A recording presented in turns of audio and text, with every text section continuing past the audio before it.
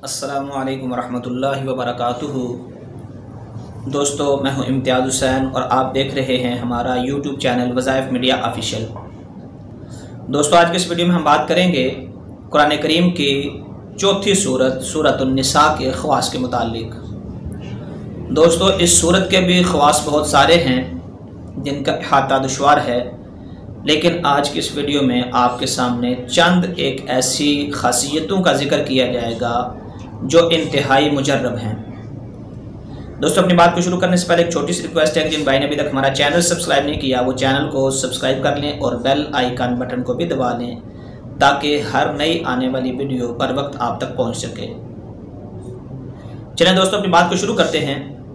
दोस्तों, इस सूरत की खासियत ये है कि जो आदमी किसी भी किस्म के गुनाह के अंदर मुब्तला हो वो इस सूरत को पढ़े, इंशाअल्लाह गुनाहों से छुटकारा मिल जाएगा। कोई मर्द या औरत अगर जिना के अंदर मुब्तला हैं और वो जिना करते हैं और बार बार समझाने से रोकने से इससे बाज नहीं आते, तो इसके लिए इंतहाई मुजर्रब है कि अव्वल आखिर 11 मरतबा दुरूद इब्राहिमी को पढ़ें और दरमियान में 7 मरतबा सूरत निसा को पढ़कर पानी पर दम करें और इनको पिला दें। चाहे वो मर्द है चाहे औरत है, जो जिना के अंदर मुब्तला है उनको पिला दें। इंशाअल्लाह अल्लाह रब्बुल इज़्ज़त की ज़ात से कभी उम्मीद है कि इंशाअल्लाह 1 मरतबा इस अमल को करने से वो इस जिना जैसे कभी फेल से बास आ जाएंगे।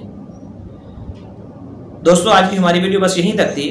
उम्मीद करते हैं कि आपको ये वीडियो पसंद आई होगी। अगर वीडियो पसंद आई है तो इसको लाइक ज़रूर कीजिए और इसको दोस्तों के साथ शेयर ज़रूर कीजिए। कमेंट सेक्शन के अंदर अपने राय का इजहार ज़रूर कीजिए कि आपको ये वीडियो कैसी लगी। अस्सलामु अलैकुम व रहमतुल्लाहि व बरकातुहू।